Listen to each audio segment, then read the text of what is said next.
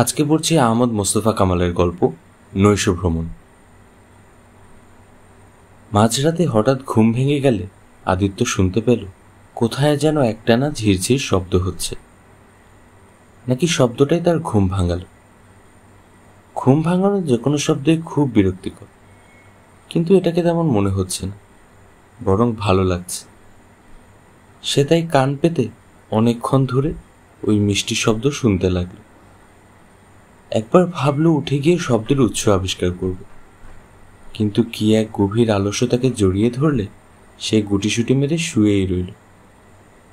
চোখ বুজে পড়ে থাকতে থাকতে ঝিমুনি ধরে যায়, কিন্তু ঘুম আর আগের মতো ফিরে আসে না, বরং ওই একটানা অনির্ণিত শব্দ বহু মানুষের ফিসফিস হয়ে তাকে কি যেন বলে যায়।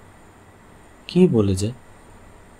একটির পর একটি মুখ স্থির চিত্রের মতো তার চোখের সামনে ভেসে উঠতে থাকে, তারপর ধীর গতিতে সরে গিয়ে আরেকটি মুখকে জায়গা করে দেয়। কত মুখ! বাবা, মা, বন্ধু, ভাই, বোন, আর তার ভালোবাসা। কান্নার মতো একটানাই ঝিরঝির শব্দ। এইসব প্রিয় মুখ আর তাদের ফিসফিস কথা সব যেন ছুঁয়ে দেখে সে। কি যে আপন মনে হয়, কি যে মনোরম। কেন এমন মাঝরাতে ঘুম ভেঙে যায় আমার? কেন এত মনে পড়ে সব? কেন এমন অযাচিতভাবে চোখ ভিজে ওঠে? হঠাৎ ভেঙে যাওয়া ঘুম সহসা আর ফিরে আসবে না ভেবে আদিত্য এবার উঠে পড়ে। গা থেকে লেপ সরাতেই শীত এসে তীর বেঁধালে সে চাদরটা টেনে গায়ে জ্বর, আর উঠে এসে জানালার পর্দা সরিয়ে দিতেই তার মুখ উজ্জ্বল হয়ে হাসিতে ভরে ওঠে। বৃষ্টি? এই অসময়, এই শীতের রাতে বৃষ্টি? আদিত্য দরজা খুলে ব্যালকনিতে আসে। রেলিং ধরে দাঁড়িয়ে দু চোখ ভরে তুলে নিতে চায় বৃষ্টির মোহনীয় পতন। কতদিন পর, কতদিন কতদিন পর এই শহরে আজ বৃষ্টি নামল। এই মনোরম মনোটনার শহরে অনেকদিন পর আজ সুন্দর বৃষ্টি হলো। আমার জানালায় রোদন রূপসী বৃষ্টির মাতাল মিউজিক, পাতাবাহারের ভিজে গন্ধ ভরা শাড়ি, বিষাদবর্ণ দেয়াল। অনেক দিন পর আজ আমার ভালো লাগছে।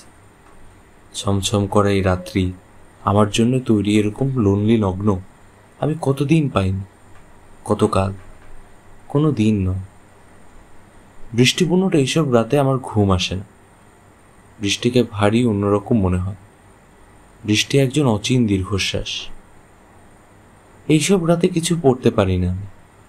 সামনে বই খোলা থাকে, অক্ষরগুলো উদাস বয়ে যায়, যেন অনন্তকাল কুমারী থাকবার জন্য একজন রিক্ত রক্তাক্ত জন্মদান করল এদের। চায়ের পেয়ালায় তিনটে ভাঙা পাতা ঘড়ির কাঁটা হয়ে সময়কে মন্থর কাঁপায়। শার্ট পাওয়ারের বাল্বে জ্বলছে ভিজে আলো, আর চিনচিন করে ওঠে হঠাৎ সেই সোনার শৈশবে ভুল করে দেখা একটি স্বপ্ন। স্বপ্নের মতো টলমল করে। আমার ঘুম আসে না। আলোর মধ্যে একলা জেগে রই। আখতারুজ্জামান ইলিয়াসের কোনো এক গল্পে পড়েছিল এরকম একটি বর্ণনা। একবার নয়, বহুবার কবিতার মতো করে মুখস্থ করে রেখেছে। এখন এই হঠাৎ বৃষ্টিপাত দেখতে দেখতে মনে পড়ে গেল। আর অনেকক্ষণ একভাবে দাঁড়িয়ে থাকতে থাকতে তার কেমন ক্লান্তি লাগলে সে এসে চেয়ারে বসল। একটা হিমেল হাওয়া বইছে। শীতে একবার কেঁপে উঠলে সে এবার চেয়ারের উপর পা তুলে গুটিসুটি হয়ে বসে থাকে। কিন্তু তার চোখ কেন ঝাপসা হয়ে আসছে? কেন এমন স্মৃতিক্লিষ্ট আমি? সবাইকে কেন এত মনে পড়ে? আমি এমন একা বলে? আমার দীর্ঘ দিন রাত্রির কোনো ঘনিষ্ঠ সঙ্গী নেই বলে? আদিত্যের মাঝে মাঝে মনে হয় সে হয়েছে তার বাবার মতো। তিনি ছিলেন নিঃসঙ্গ, হয়তো আমার চেয়েও, কারণ তার ঘর সংসার ছিল, স্ত্রী পুত্র কন্যা ছিল। তবুও তিনি ছিলেন নিঃসঙ্গ। কারো সঙ্গে তার কোনো সম্পর্ক ছিল না। একই বাড়িতে থেকেও সবার সঙ্গে তার ছিল এক অনতিক্রম্য দূরত্ব। নিজের বাড়িতে তিনি যেন ছিলেন এক অনাহুত অবাঞ্ছিত অতিথি, যার ব্যক্তিত্ব আছে, দাপট আছে, কিন্তু সবই গুরুত্বহীন, মূল্যহীন। এক বৃষ্টি ভেজা নভেম্বরের রাতে তিনি মারা গেলেন। তার কি খুব মন খারাপ লেগেছিল? না, সে আসলে বুঝতেই পারেনি বাবা না থাকা মানে কি। বাবার সঙ্গে তো আমার কোনো সম্পর্ক ছিল না, কোনোদিন কোনো ব্যাপারে তার সঙ্গে আমার আলাপ হয়নি। তিনিও জানতে চাননি আমি কি করছি, কেমন আছি। তবুও তার মৃত্যুর পর আমার যেন চোখ খুলে গেল। মনে পড়ল গরমের দিনে বাইরে থেকে ফিরলে বাবা মাকে ডেকে ফিস করে বলতেন, ওকে ঠান্ডা শরবত বানিয়ে দাও, তুমি কিছু খেয়াল করো না, ছেলেটা রোদে পুড়ে কালো হয়ে গেল। কেন বাবা এসব কথা এত চুপি চুপি বলতেন, যেন কোনো গর্হিত অপরাধ বা ষড়যন্ত্র করছেন? স্নেহ প্রকাশের ব্যাপারটি কি তার কাছে অন্যায় বলে মনে হতো? বাবা মারা যাওয়ার পর আদিত্য বদলে যাচ্ছিল। বেঁচে থাকতে সে কখনো তার কাছে যায়নি, বাবা বলে ডাকেনি। চলে যাওয়ার পর তীব্রভাবে মনে হলো বাবা বলে ডাকার সুযোগ সে চিরকালের জন্য হারিয়েছে। মনে হলো বাবা না থাকা মানে চিরদিনের জন্য বাবা বলে ডাকার সুযোগ হারিয়ে ফেলা। বাবা না থাকা মানে সন্তানের হঠাৎ করে অনেকখানি বয়স বেড়ে যাওয়া। মনে পড়ল টুকটাক অনেক কথা, ফিসফিসিয়ে ষড়যন্ত্রের মতো করে স্নেহ প্রকাশের ভঙ্গিটি। মনে পড়ল বাবা মাকে বলছেন, এই ছেলেটা ঠিক আমার মতো হবে, তুমি দেখে নিও। আমি কখনো তার মতো হতে চাইনি।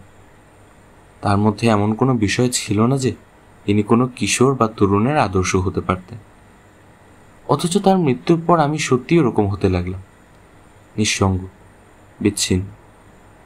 বুঝতে চাইলাম বাবা কেন এমন নিঃসঙ্গ ছিলেন, কেন সারা জীবন একটি বিচ্ছিন্ন দ্বীপ হয়ে একজন অতিথির মতো আমাদের মধ্যে বসবাস করে গেলেন।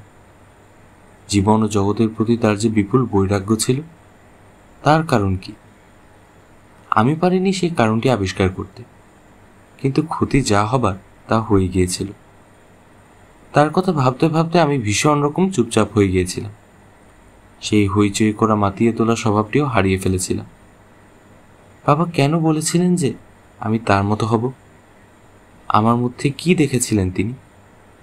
তার সঙ্গে আমার স্বভাবের তো কোনো মিলই ছিল না।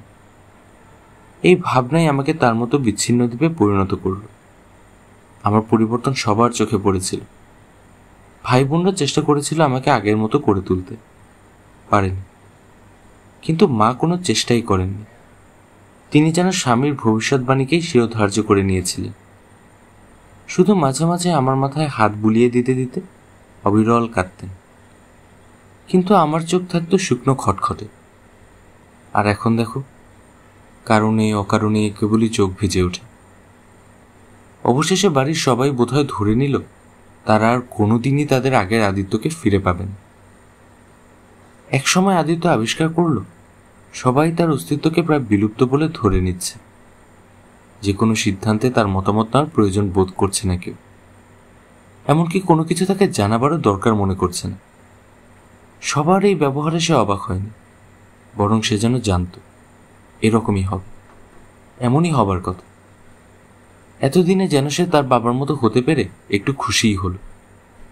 সেও দেখল বাসায় হয়তো কোনো অনুষ্ঠান হচ্ছে, সে তা জানেই না। বাইরে থেকে ফিরে ব্যাপক আয়োজন দেখে এতটুকু অবাক না হয়ে অতিথির মতো খেয়ে দিয়ে নিজের রুমে ঢুকে গেল। কোনো কিছুতেই তার আর কোনো অংশগ্রহণ রইল না। এভাবে অতিথির মতো বিচ্ছিন্ন দ্বীপের মতো তোমাদের মধ্যে বসবাস করা আমার পক্ষে সম্ভব ছিল না। বাবা পেরেছিলেন, আমি পারিনি।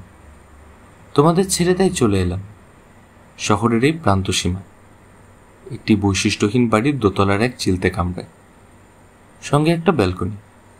এই আমার পৃথিবী। বাবা বলতেন আমি নাকি তার মতো হব, অথচ আমি হয়েছি তার চেয়েও প্রকাশ অক্ষম। বাবা মমতা প্রকাশ করতেন ফিসফিস করে হলেও, আমি তাও পারিনি। তোমরা কি জানো আমি কি পরিমাণ ভালোবাসি তোমাদের? জানো না। বাবাকেই বোঝনি কোনোদিন। এখনো তোমাদের দৈনন্দিন আলোচনায় বাবা আসেন না কখনো। এখনো তিনি এক বিচ্ছিন্ন দ্বীপ তোমাদের কাছে। আমাকে আর বুঝবে কি করে? আর কেউ না হোক, মা, তুমিও কি জানো তোমার জন্য আমার কি গভীর ভালোবাসা? মা, মাগো, বলো না, তুমি কি জানো? মা, ও মা, মাগো। এভাবে অনেকবার সে মাকে ডাকল। কতদিন আমি ওই বিষণ্ণ দুঃখী পবিত্র মুখটি দেখিনি। এখানে আসার পর কেউই তার খুব একটা খোঁজ খবর নেয়নি, মাও আসেননি কখনো, তারও খুব একটা যাওয়া পড়ে না। তবুও মাঝে মাঝে মায়ের মুখটি দেখার জন্য সে এমন আকুল হয়ে ওঠে। আমাকে কি কারো এমনভাবে দেখতে ইচ্ছে করে? মা অথবা ভাই বোন, যাদের সঙ্গে একই ছাদের নিচে একই সুখ দুঃখ নিয়ে আমি বড় হয়ে উঠেছি। ইচ্ছেই যদি হবে, তাহলে কেউ আমার কোনো খোঁজ নেয় না কেন? এই ভেবে সবার প্রতি তার একটা গাঢ় অভিমান হলো। কিন্তু পর মুহূর্তে নানিক আমি খারাপ আছি নাকি ভেবে ঠোঁট উল্টালো। তারপর এসব ভেবে আর কি হবে, তার চেয়ে বরং চাঁদ দেখা যাক। মনে মনে এই কথা বলে উঠে গিয়ে রেলিং ধরে দাঁড়ালো সে। একটু ঝুঁকে কার্নিশ এড়িয়ে চাঁদটাকে দেখে নিতে চাইল, পারল না, বরং বৃষ্টির ঝাট তাকে একটু ভিজিয়ে দিয়ে গেল। চাঁদটা আবার গেল কোথায়? সোজা হয়ে দাঁড়িয়ে সে ভাবল, এই শহরে চাঁদ দেখা এক ঝামেলা, প্রায় আয়োজন করে দেখতে হয়। আজকে এই ঘন্টা তিনেক আগেও অবশ্য আদিত্য এখানে বসে চাঁদ দেখতে পেয়েছে। আর এক সময় চাঁদটা অমন বেকুবের মতো ঝুলে আছে কেন, খসে পড়লেই হয়। মনে হতেই, তুমি অমন বেকুবের মতো ঝুলে আছো কেন? চাঁদকে এই প্রশ্ন করে নিজেই অনেকক্ষণ হেসেছে। তারপর নিজের মনেই বলেছে, তুমি আসলেই একটা বেকুব, নইলে অনন্তকাল ধরে কেনই বা পৃথিবী ও মানুষের চারপাশ ঘুরে বেড়াবে? তোমার প্রাপ্তি কি কিছু আছে? তুমি জানো না চাঁদ, পৃথিবীর গ্রামগুলো ধীরে ধীরে তোমাকে অস্বীকার করতে শুরু করেছে। তোমার অনিয়মিত কোমল আলো এখন আর যথেষ্ট নয় মানুষের কাছে, এখন চাই বিদ্যুতের ঝলমল আলো। আর এই মেট্রোপলিটন শহরগুলোতে তো তোমার অস্তিত্ব বিলীন প্রায়, আকাশ ছোঁয়া সব অট্টালিকা, তোমাকে দেখতে গেলে চোখ আটকে যায়। তবুও তুমি কিসের টানে এমন বেকুবের মতো আমাদের চারপাশে ঘুরে বেড়াচ্ছ? সে আরো কয়েকবার চাঁদকে বেকুব বলে গাল দিল, অভিমানী কণ্ঠে বলল, একজন নিঃসঙ্গ মানুষ তোমাকে দেখতে চাইল, আর তুমি গিয়ে লুকিয়ে পড়লে? তোমাকে যে ভালোবাসে তুমি থাকো তার চোখের আড়ালে। বলতে বলতে তার মনে পড়ে গেল কবিতার একটি পঙ্কোক্তি, হায় বোকা চাঁদ, অমাতে ঝরালে সবটুকু বসন্ত তোমার। তার এক কবি বন্ধু কবির, এখন প্রবাসী, লিখেছিল কবিতাটি। চলে যাওয়ার আগে ওর একটা কবিতার বইও বেরিয়েছিল। বইয়ের নাম নিয়ে কত কাণ্ড। কবির এসে বলেছিল, বইয়ের জন্য একটা নাম ঠিক করিস তো আদিত্য। আদিত্য অনেক ভেবেচিন্তে কবিরের ভালো লাগা মেয়েটির নামের বাংলা অর্থ করে তার সঙ্গে মিল রেখে বইয়ের নাম ঠিক করেছিল শীর্ণ নদী ও পূর্ণিমার চাঁদ। কবির বড় ভালোবেসে নামটি গ্রহণ করেছিল, কিন্তু এই মেয়েটির কাছে এত ভালোবাসা ও মমতার কোনো মূল্যই ছিল না। ব্যাপারটিকে সে গুরুত্বই দেয়নি। কবিরের এই অদ্ভুত ভালোবাসার মর্যাদা দেবার মতো যোগ্যতা তার ছিল না। সে বরং ভালোবেসেছিল এক প্রতিষ্ঠিত আমলাপুত্রকে। কবির একটি ভুল মেয়েকে ভালোবেসেছিল, হয়তো সেজন্যই শোকে দুঃখে ক্ষোভে লিখে ফেলেছিল ওই পঙ্কোক্তি, হায় বোকা চাঁদ, অমাতে ঝরালে সবটুকু বসন্ত তোমার। আদিত্য একবার মেয়েটিকে এই পঙ্কোক্তি শুনিয়ে দিতে চেয়েছিল, কিন্তু ব্যাপারটি অর্থহীন হবে ভেবে আর হয়ে ওঠেনি। ওই মেয়ের কাছে এর কোনো মূল্যই ছিল না। আসলে ওরা কিছু বোঝে না, ওরা সবাই এক একজন ভুল মানুষ। নইলে নদী আমাকে ফিরিয়ে দেবে কেন? আমি কোনোদিন ভালোবাসার ব্যাপারটি কারো কাছে প্রকাশ করতে পারিনি, কোনোদিন কাউকে কিছু বলতেও পারিনি। আমার সঙ্গে তাই কারো কোনো সম্পর্ক গড়ে ওঠেনি। তবু কি করে যেন নদীর সঙ্গে একটা ঘনিষ্ঠতা তৈরি হয়ে গিয়েছিল। একটু একটু করে এগিয়ে এক বৃষ্টিমুখর অপরাহ্নে, সেটি অবশ্য এমন শীতের বৃষ্টি ছিল না, ছিল গ্রীষ্মের প্রথম বৃষ্টি।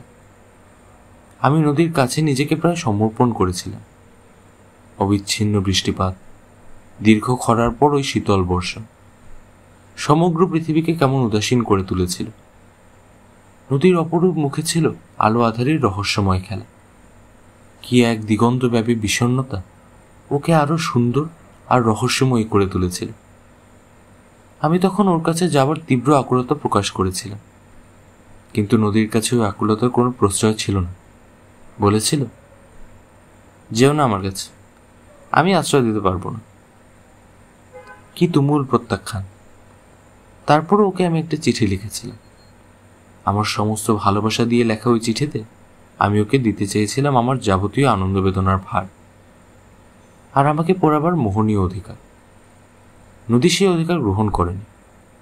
আমি দিনের পর দিন প্রতীক্ষা করেছি, ও নিশ্চুপই থেকেছে। আমি একসময় হাল ছেড়ে দিয়েছি। জীবনে ওই একটি মেয়েরই এতটা কাছাকাছি গিয়েছিলাম আমি। শুধুমাত্র নদীর কাছেই খানিকটা প্রকাশ করেছিলাম নিজেকে। সেও আমাকে ভালোবাসেনি। শুধু নদীর কথা বলি কেন, কেউই কখনো আমাকে চায়নি। ভালোই হয়েছে, নইলে তো জীবন অন্যরকম হতো। প্রেম, বিয়ে, সংসার, সন্তান, অথচ বিচ্ছিন্ন দিন। তার চেয়ে এই ভালো। এই একলা আকাশ দেখা, এই একা থাকা, খুব খারাপ নেই তো আমি। কিন্তু তুই যাই বলিস কবির, তোর এভাবে চলে যাওয়াটা আমি মেনে নিতে পারি না। আবার সে কবিরকে নিয়ে ভাবতে বসল। তার সারা জীবনে বন্ধু বলতে 2-3 জন, কবির তাদের অন্যতম। জীবনের অনেকগুলো দিন ওর সঙ্গে কাটিয়েছে সে। প্রতিদিন বিকেলে সে ঘুমিয়ে থাকত, আর কবির এসে, এই বেটা আদু ভাই, ওঠ শালা, ঘুমিয়ে ঘুমিয়ে তোর জীবনটা গেল, বলে তার ঘুম ভাঙাত। তারপর অনির্দিষ্ট ঘুরে বেড়ানো। ছন্নছাড়া জীবনযাপনের আনন্দটা সে কবিরের সঙ্গে মিশেই খানিকটা পেয়েছে। কত জায়গায় না গিয়েছে তারা, কত কিছুই না করেছে। গাঁজা তো ছিল প্রায় নিত্যসঙ্গী। কবিরা ওরকম একটু আধটু খেয়েই থাকে।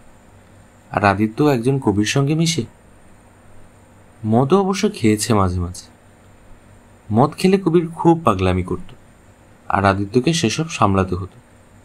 এসব কথা মনে পড়তে সে বলে উঠল, শালাম মাতাল। হাসল একা একা। কবির চলে যাওয়ার পর সে বড় বেশি নিঃসঙ্গ হয়ে গেছে। অন্য বন্ধুরাও যে যার মতো নিজেকে নিয়ে ব্যস্ত। কারই বা এত দীর্ঘ সময় আছে তাকে সঙ্গ দেবার। কবিরের কথা ভাবতে ভাবতে তার বুক হু হু করে উঠল। কতদিন তোকে দেখিনি কবির, তুই কি কোনোদিনই আর ফিরবি না? একটা চিঠিও তো লিখিস না। আমাকে তোর মনে পড়ে না? তুই এভাবে চলে গেলি?